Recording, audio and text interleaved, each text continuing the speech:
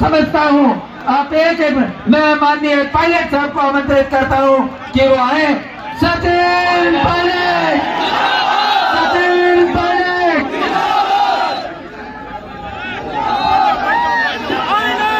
बल्लावर विधानसभा क्षेत्र से कांग्रेस पार्टी के लोकप्रिय उम्मीदवार मेरे छोटे भाई ललित यादव जी, समय बहुत हो गया, मंच पे सभी नेताओं का नाम नहीं लूंगा मैं, और मैं बहुत देर से आपके बीच में आया, उसके लिए क्षमा चाहता हूं।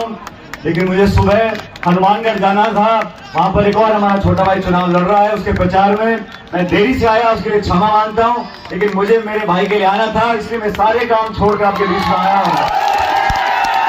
आप लोगों से ये निवेदन कर रहा हूं, 25 तारीख को वोट पड़ेगा राजस्थान में। आपको निर्णय करना है आने वाले 5 साल तक इस प्रदेश की क्या दिशा रहेगी, क्या दशा रहेगी। 5 साल का भविष्य आपके बटन दबाने से इसका निर्णय होगा। मुख्य मुकाबला हमेशा दोनों पार्टी के बीच में होता है, बीजेपी और कांग्रेस। दोनों पार्टियों के बारे में आप अच्छी तरह जानते हो। आपको सोचना पड़ेगा, तोलना पड़ेगा, कौन सी पार्टी, कौन से नेता, कौन सी नीति, कौन सा नेतृत्व और किसकी नीयत बेहतर है। बीजेपी की सरकार को 10 साल हो गए दिल्ली में। 10 साल पहले इन्होंने कहा था किसान की आमदनी दुगनी कर देंगे। मैं पूछना चाहता हूं बैठे मेरे किसान भाइयों से, आप में से किसी की आमदनी दुगनी हो गई क्या? क्या बोल रहे, हो गई? ये कहा था हर साल 2 करोड़ लोगों को रोजगार देंगे। किसी नौजवान को मिला रोजगार यहाँ पे भारत सरकार का? पूरी दुनिया में जो काला धन है उसको लाकर लोगों के खाते में डालने के 15-15 लाख रुपए मिल गए। 15-15 लाख रुपए किसी को? 10 सालों में जो काम इस सरकार ने किया, 3 काले कानून बनाए किसानों के खिलाफ। 1.5 साल तक किसान दिल्ली में, राजधानी में धरने पर बैठे रहे, ठंड में, गर्मी में, भूखे प्यासे सैकड़ों किसानों की मौत हो गई।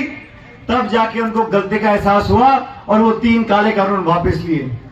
सरकार ने जो नीतियां बनाई हैं, भारत के लोगों की जो संपत्ति है उसको औने पौने दाम में बेचना चाहते हैं। देश के हवाई अड्डे, रेलवे लाइन, खान के गोदामे, बिजली घर सब बेच के चंद लोगों को देना चाहते हैं। और कांग्रेस सरकार ने दिल्ली में थी, हमने कानून बनाया। अभी गांव में जो काम चलते हम लोग भूल जाते हैं ये नरेगा का कानून किसने बनाया था। गांव में जो काम चलते हैं, रोजगार का अधिकार कांग्रेस पार्टी ने दिया। मनमोहन सिंह जी प्रधानमंत्री थे। 70,000 करोड़ रुपया छोटे किसानों का, वो किसान जो 2 बीघे 4 बीघे में खेती करता है, उस किसान के क्या हालात आज कर दिए भारत सरकार ने। खाद के, बीज के, बिजली के, पानी के क्या दाम हो गए। पेट्रोल डीजल देसी घी से महंगा हो गया। गैस का सिलेंडर 1100 रुपए का है। बीजेपी के लोग 80 करोड़ लोगों को सस्ता खाना देते हैं, वो तो अच्छी बात है। और हम लोग किसी को पेंशन दे दें, किसी को छात्रवृत्ति दे दें, महिलाओं के जेब में 2 रुपए डाल दें तो बीजेपी के पेट में फोड़े हो जाते हैं। गरीब को पैसा क्यों दे रहे हो? अरे चंद उद्योगपतियों का लाखों करोड़ रुपया जो बैंकों का कर्जा है वो माफ कर दो, कोई बात नहीं। और किसी बापड़े गरीब आदमी को आप 1000 रुपए दे दो तो उनके हाल खराब हो जाते हैं, आग लग जाती है। कहते हैं किसान का कर्जा माफ करोगे तो किसान बिगड़ जाएगा, किसान की आदत खराब हो जाएगी, बैंक का दिवालिया निकल जाएगा, अर्थव्यवस्था चरमरा जाएगी। मैं उनको बोलना चाहता हूं, आप लोग बैठे हो, आपको मालूम नहीं है किसान पे क्या बीतती है, किन हालातों में बच्चों को पैदा करके वो पालता है, पूरे देश के अनाज पैदा करता है, उसकी मदद करने में आप पीछे हाथ खींचते हो। साथियों, दोनों पार्टियों को नाप तोल के देखो किसकी सोच है गरीब के लिए, किसान के लिए, नौजवान के लिए, बुजुर्ग के लिए, पिछड़े के लिए, अगड़े के लिए, बहुसंख्यक, अल्पसंख्यक, सब लोगों को साथ लेकर चलने वाले कौन लोग हैं और कौन वो लोग हैं जो आपस में तनाव पैदा करते हैं, झगड़ा कराते हैं। बीजेपी से पूछो टमाटर 80 रुपए किलो क्यों बिक रहा है, चाल, चावल, चीनी, चायपत्ती महंगी क्यों हो गई, तो कहते हैं हिंदुस्तान पाकिस्तान।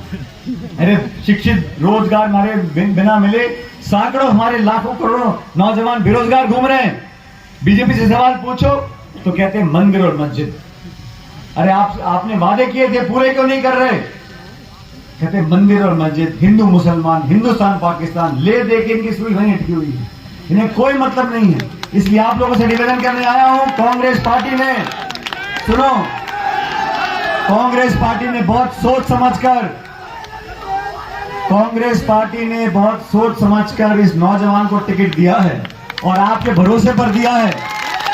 और मैं जानता हूं ललित जी को, इन्होंने पिछले 5 सालों में, उससे पहले जब से छात्र राजनीति से लेके हर जगह यूथ कांग्रेस में मेरे साथ काम किया है। जब 5 साल संघर्ष हमने किया बीजेपी की सरकार के सामने 2013 से 18, उन 5 सालों में लाठी खानी हो, जेल जाना हो, भूख हड़ताल करनी हो, पदयात्रा करनी हो, धरना करना हो, जो भी करना हो, संघर्ष किया लोगों के लिए, नौजवानों के लिए, इस नौजवान ने किया है। आज मैं इनके लिए वोट मांगने आया हूं और 36 कौम के लोगों से बोलना चाहता हूं, ये जाति बिरादरी भूल जाओ, उस व्यक्ति का, उस नेता का, उस पार्टी का समर्थन करो जो आपके दुख सुख का भागीदार बनेगा।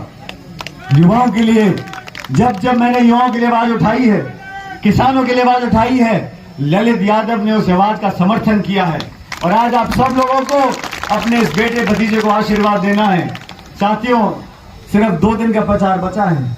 25 तारीख को वोट पड़ेंगे और 25 तारीख को जब मतदान होगा, जितने लोग यहाँ बैठे हैं और जो यहाँ नहीं आए, आप सबसे निवेदन करना चाहता हूं, हाथ का बटन दबाना है।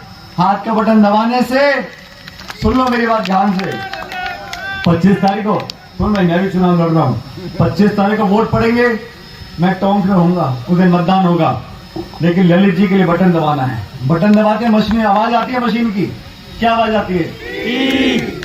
वो बटन मशीन का इतनी कैड़ा करके दबाना कि 25 तारीख को वो टी की आवाज मुझे टोंक में सुनाई पड़ जाएगी, वोट पड़ जाएगा। और पूरे देश में माहौल बदल रहा है। ये भाजपा वाले